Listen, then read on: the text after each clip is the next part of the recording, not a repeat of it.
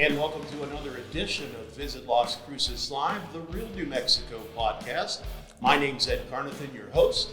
We're going to take a look at all kinds of great things about the Las Cruces area, ideas on fun things to do, tourism and travel insight, great places to visit, and a whole lot more. You can catch our podcast on most podcast apps, also at visitlascruces.com.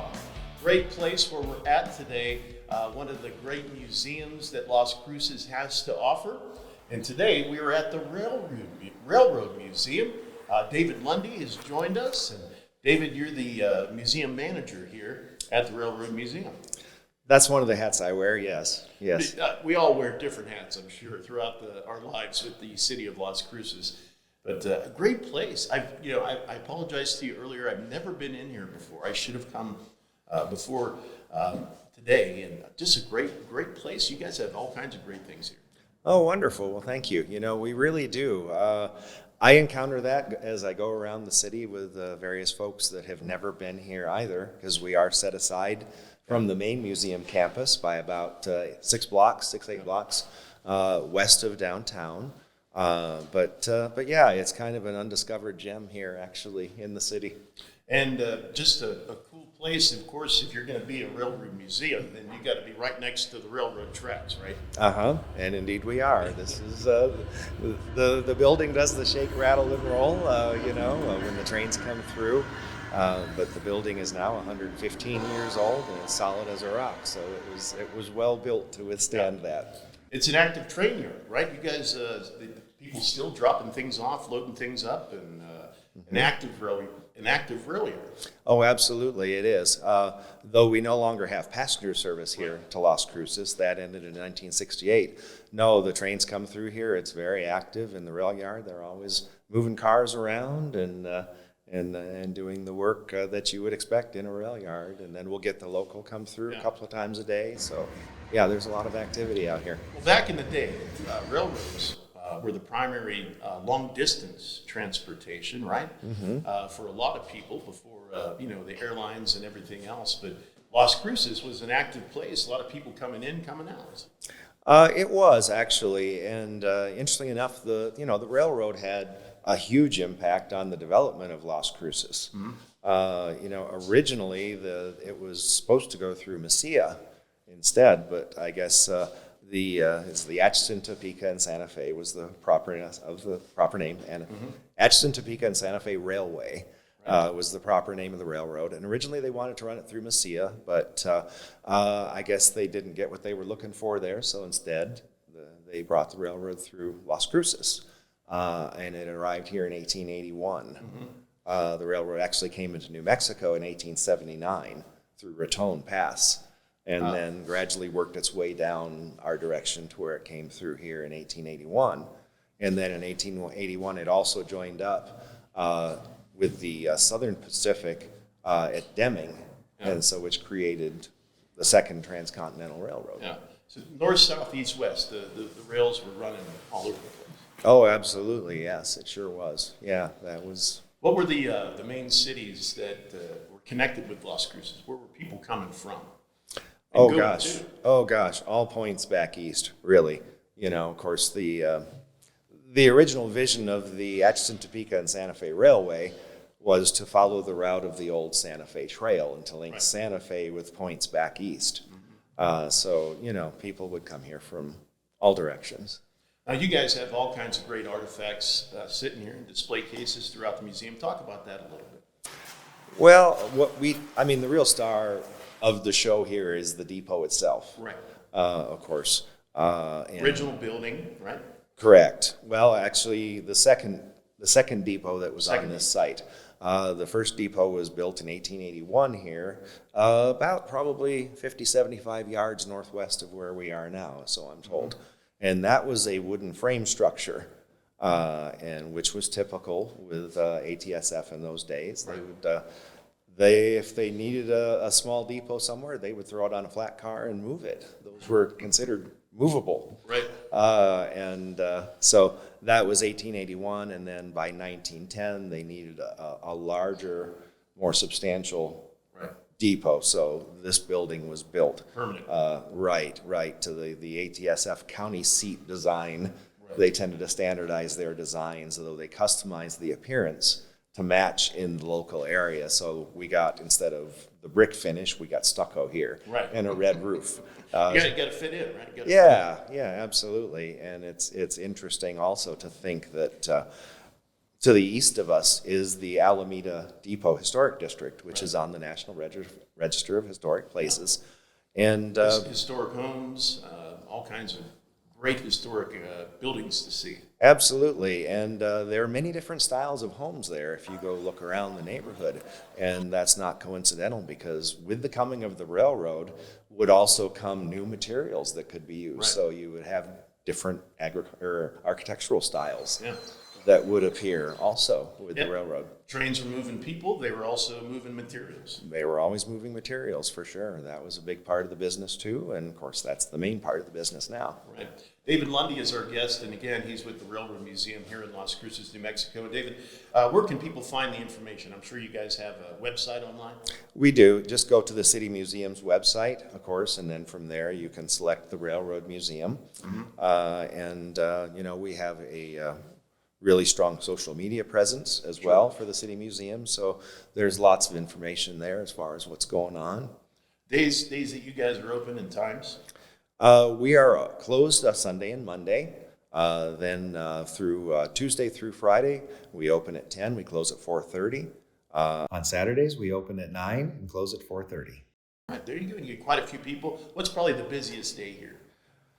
Oh, I would say probably Saturdays are probably the busiest day. Yeah. A lot of people coming downtown Las Cruces for the farmers market, kind of make their way over here maybe and check things out. Yeah, I don't know that we get a lot of people from the farmers market so much. Again, I think this is a wonderful opportunity for us to spread the word, because sometimes being away from the main museum campus here, folks don't really know we're here. Right. But we are located at the intersection of Mesilla Street and Las Cruces Avenue. And anyone just from downtown Las Cruces Avenue, just take it west about 8 blocks from Main Street. And at that intersection, that's where you'll find us.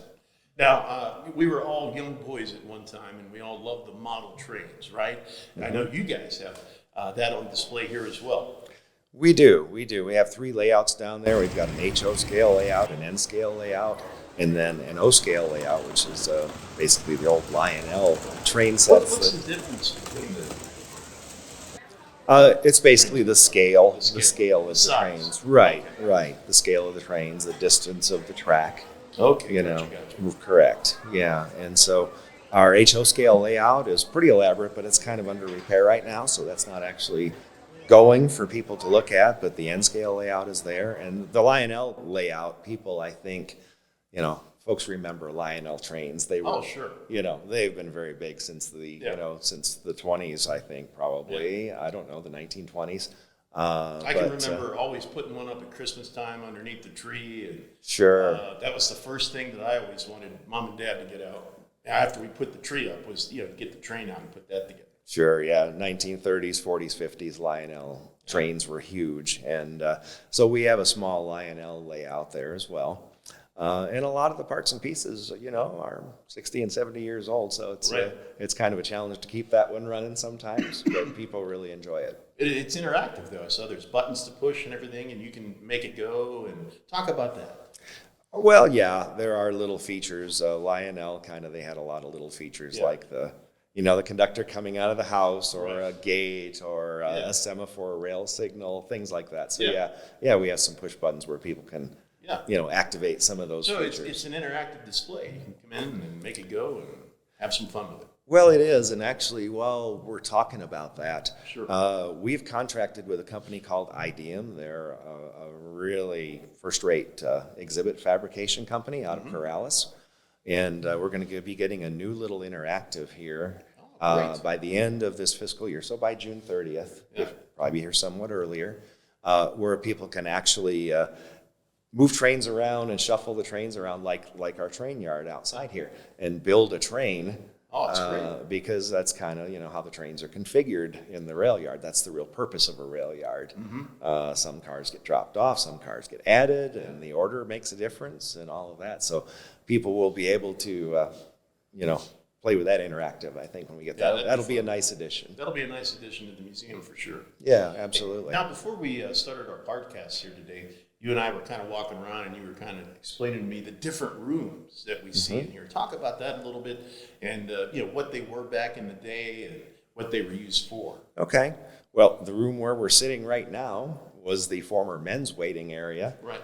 Because in 1910, when a single woman or a family with children, it wouldn't have been considered proper to have them mixing with the men while they were traveling, and the men were probably chewing tobacco and spitting and doing all the things that men do. So they had a separate waiting area, which is kind of to the south of where we are now, was the women's and family waiting area. Immediately adjacent to us is the agent's bay, which where the railroad employees would gather train orders and and all of that. Clerical work, all that sort of stuff. Right, and there's the ticket window, of course, kind of just directly behind us, there to our left here. Those were the areas. We have a small area here off the men's waiting area, which was the Fred Harvey newsstand in the early days of the depot, where they sold cigarettes, tobacco, postcards, newspapers, all the stuff you'd want when you're traveling. Yeah, I think every time you see an old photo of somebody in a train, they're reading the newspaper, right? Oh, yeah. Most times, right? That's absolutely. Nobody had iPads in movies back then, right? No. They were playing checkers and chess maybe, and then reading newspapers probably. Yeah, reading newspapers and such, and just all. It really hasn't changed much to the present day for that. Yeah. Though of course we do have our phones and electronic devices to keep us occupied. There wasn't any Wi-Fi in the train back then. No, sir, no. Now you guys have a couple of different special days that you have here annually. At the railroad. We had Transportation Day. We were talking about that earlier. Talk about that. What is that all about? Well, that's coming up, I think, on May 3rd this year. And it's usually early May. Yeah. And just various aspects of transportation. We'll have sometimes some vintage cars, some city vehicles, some trucks and all that. And then, of course, we have a caboose here that folks can look at from the outside. Yeah. It's circa 1890. Wow. Wooden caboose. Historical piece for sure. Absolutely. It's under, it needs some restoration work. So we're not allowing folks inside of it at this point. But you can look at the outside of the caboose. And that's the only real piece of rolling stock that we have here. Yeah. But of course, a lot of folks will come here and just kind of, hang out and watch the trains go by, because that's a working railroad right outside our door. Do people still stand there and try to get the engineer to blow the whistle? Does that happen quite a bit still?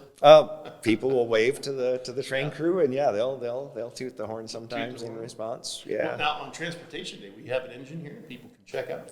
I don't think we're going to this year. Not quite sure exactly what the lineup's going to be for this year. Our curator of education, Kyle McGrogan, is working on that, so I'm not quite sure what the lineup is going to be for this year. People can find out by looking at the website again and giving you guys have a phone number they can call to get more information here? They can call us here at 528-3444. Okay. Find out more information about the great things that's coming up here at the Railroad Museum. Again, David Lundy, our guest. And David, you guys, not just historic stuff here with the depot, obviously, the historic building that we talked about, all the different items that you have on display, just all kinds of great things for people to look at and get that nostalgic feel. Oh, yeah. I think nostalgia is a very big part of the interest in railroading, for sure. And it's a really rich history. That goes back, and again... and a big part of history for the Las Cruces area. Oh, absolutely, yeah. No, the railroad brought with it, as I say, it had an influence on the architectural styles with building materials and other kinds of daily objects that you would use through the course of the day that we take for granted, but, now you could get a sewing machine shipped in on the train. And all of that, that's how things came through. One really interesting thing, for example, here in Las Cruces, White Sands Missile Range, of course, Right. is a very big feature for us. But people don't realize, but like the captured German V-2 rockets that were used at White Sands in the post-war years for a lot of research and stuff, they were trucked in right through here. This is where they came. They were dropped off here and then transported out to the site. Right, absolutely. Well, David, we appreciate you being our guest, and we've learned a whole lot of new things here today. Great. And we really appreciate you coming on. Now, David, before I let you go, we always ask the final question here on the podcast, and there's no right or wrong answer, whatever you're feeling, my friend, down in your heart and your soul. But we always ask everybody, if you meet somebody that's never been to Las Cruces before, wasn't born here, never been here, what do you tell them is your favorite thing about the Las Cruces area? Boy, that's kind of hard to narrow down to one thing. Right, sure. Actually. There's so many great aspects. Well, there really are. I don't know. For me, I just love the diversity of the culture that we have here. Absolutely. And of course, my goodness, the food here is just is out of this world. So yeah, those two things, and in connection with, I think, the whole area. We have so many wonderful outdoor activities around here. Between the Oregon Mountains and Cloudcroft, Oregon Peaks. Lots of hiking, lots of biking.